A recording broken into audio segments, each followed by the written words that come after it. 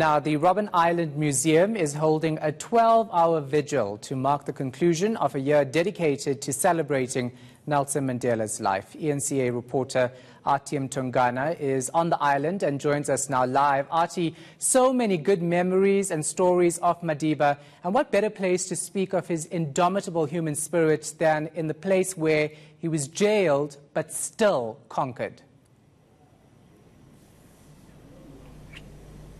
Indeed, Shahan, and in fact we are inside Dada Nelson Mandela's cell where he was held here at the maximum security prison in Robben Island. This is Section B of the prison, Shahan, where Udada was held. Now I'm just going to ask my colleague to just pan and show you where Udada slept when he was held here. And I mean, these are the conditions under which the political leaders and political prisoners were held here in Robben Island. This is where Udada slept. This is basically the place that he called home for about 18 years, and these are the conditions under which he and many other political prisoners, like I said, were held. And this is basically what he used to eat. And even as we were touring Robben Island, Shahan, we also got to see Udada Robert Sobukwe's home, where he called home basically for the duration of his time here in Robben Island. And that bucket right there is where he got to relieve himself. So Shahan, as the Robben Island Museum celebrates Udada as well as Albertina Sisulu, we are brought here to remember and to just bring those memories of when Udada was held here. I have with me the chief of Robben Island, and sir, just tell us about why you decided to host this vigil. I mean, you are celebrating Udada Nelson Mandela as well as Albertina Sisulu. Take us through what brought about this decision. Thank you very much for this privilege.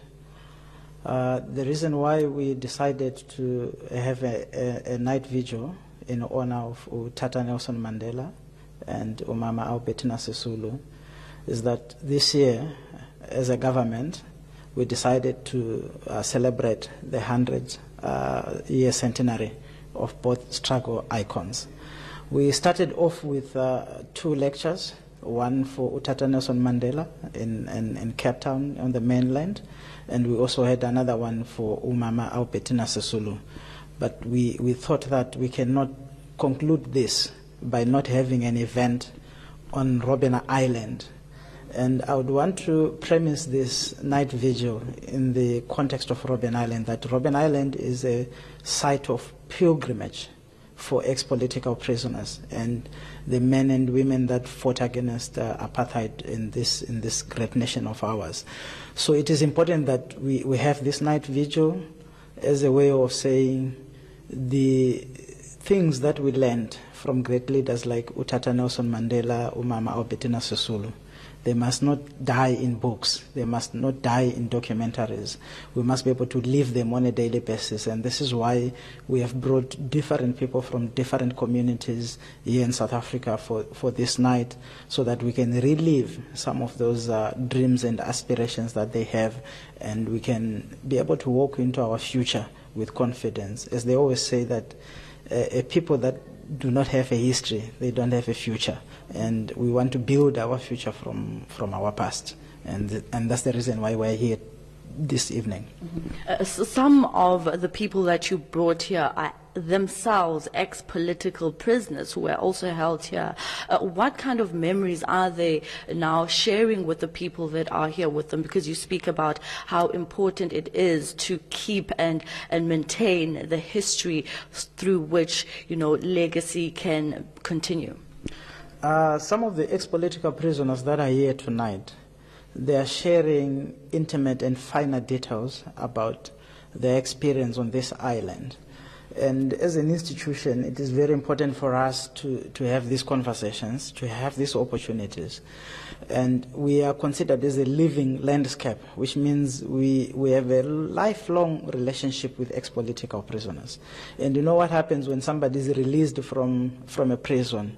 It takes time to narrate everything that happened in the maximum security prison or here on the island.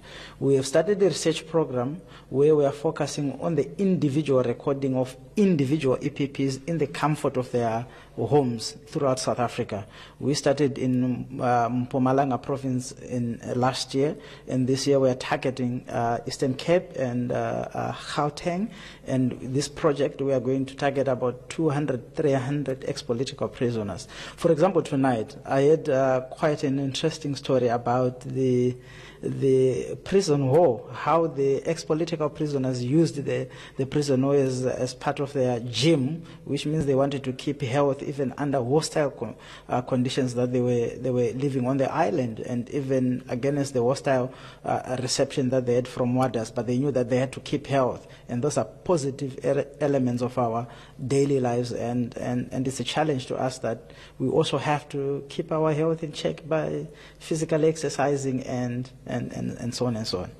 Right, thank you very much. The Chief Heritage Officer here at Robben Island, just highlighting the significance of this vigil that they've decided to host here on Robben Island. Shahan, we'll leave it here for now. Back to you in studio. All right, thanks.